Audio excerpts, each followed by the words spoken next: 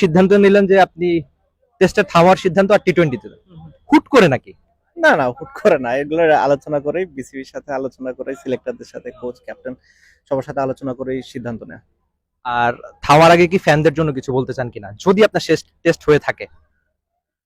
না, আসলে তারা সবসময় সাপোর্ট করেছে, আসলে বা তাদের জন্য মনে হয় আরো খেলতে থাকি, বাট সবকিছুরই একটা শেষ আছে। তো তাদের সব সমর্থনের জন্য আমি তাদেরকে ধন্যবাদ জানাই। তাদের আনকন্ডিশনাল লাভ, যে ধরনের বা আসলে ভালোবাসা তারা দিয়েছে বা সাপোর্ট আমাকে দিয়েছে, তার জন্য আমি তাদের প্রতি কৃতজ্ঞ। মিরপুরে খেলতে না পারলে কানপুর টেস্টই সাদা পোশাকে সাকিবের শেষ ম্যাচ। ঢাকা থেকে কানপুর সাকিবের বিদায় ছুঁয়েছে সবখানে। সাকিবের ছোটবেলার কোচ নাজমুল আবেদিন ফাহিম আবেগতাড়িত হয়ে বলছেন, দেশে অবসর নিতে দেখলে তিনি খুশি হতেন। রোদ বৃষ্টির প্রতিটা মুহূর্তেই মাঠের সাকিব যখনই বিপদে পড়েছেন ছুটে গেছেন মেন্টর ফাহিমের কাছে। প্রিয়তম শিষ্যর বিদায়তাই ফাহিমকে ছুঁয়ে গেছে।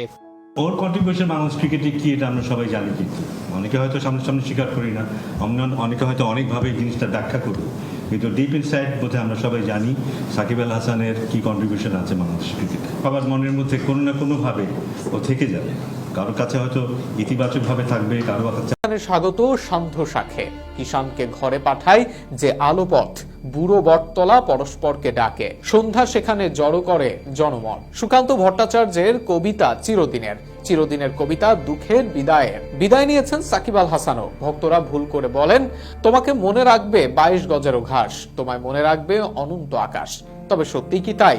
মনে রাখার অভ্যাস আছে এই দেশের মানুষের? মাঝে মধ্যে উত্তরটা না। অবশ্য কিছুদিন যাবতই পারফরমেন্সে সাকিব সুলভ ঘ্রাণ নেই। সাকিবের ফুরিয়ে যাওয়ার করুণ সুর ভাসছে, তবুও সাকিব বিদায় বলছেন না। কারণ তার নাকি টাকার প্রতি অনেক লোভ। একটা টেস্ট ম্যাচ খেলে অনেক বেশি টাকা পান, যার কারণে সাকিব টেস্ট ক্রিকেটকে আঁকড়ে ধরে রাখছেন। কিন্তু কে বলবে এই সাকিব টাকার সাকিব নয়? দেশকে একটু বেশি দেওয়ার চেষ্টা থেকেই এত সমালোচনা শোনা, এত পরিশ্রম করে যাওয়া, থার্ড পার্টির হেল্প নিয়ে হলেও রান করা, ক্রিকেটের জন্য নিবেদন রাখা, ক্রিকেটই যার ধ্যান জ্ঞান। কিন্তু যখন বুঝলেন ক্রিকেট তাকে ছাড়তে হবে খুব শীঘ্রই, তখনই সাকিব বরাবরের মতো আনএক্সপেক্টেড ডেলিভারি দিলেন। একেবারে আর্ম বল যাকে বলে, টেস্ট অ্যান্ড টি-20 দুই ফরম্যাট থেকে বিদায় বললেন। প্রেস কনফারেন্সের টেবিলে বসে বাংলাদেশের কেউ যখন সাহস করে রিটায়ারমেন্টে কিংবা এটাই শেষ ম্যাচ বলতে পারেন না, তখনই সাকিবের আবির্ভাব। সবাই যা পারেন না, সাকিব তাই পারেন, জানান দেন বিদায়। দুই ফরম্যাট থেকে চিরতরে বিদায় বললেন মিস্টার 75। টি-20তে শেষ ম্যাচ সাকিব খেলে ফেলেছেন, টেস্ট ম্যাচেরও শেষ দেখে ফেলেছেন। বাকি আছে ওয়ানডে, সেটিও খুব সম্ভবত চ্যাম্পিয়ন্স ট্রফি পর্যন্ত যাবে, এরপর আর নয়। সবকিছু যেন সাকিব আগে থেকে পরিকল্পনা করে রেখেছিলেন, যাকে বলে হোমওয়ার্ক। সাকিব চাইলেই তো আর কয়েকটা দিন খেলতে পারতেন, আঙ্গুলের ইনজুরি সেরে উঠতে আর কয়দিন লাগতো।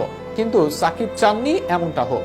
দলের বোঝা নিয়ে দলকে সার্ভিস দিতে চাননি সাকিব। নাকি এবারের সমালোচনাটা একটু বেশি গায়ে মেখেছিলেন সাকিব আল হাসান? হয়তো হবে, নয়তো না। সাকিব বিদায় বলছেন, এটাই আপাতত খবর। নিন্দুকদের জন্য যা আনন্দ উপলক্ষের সবচেয়ে বড় আয়োজন।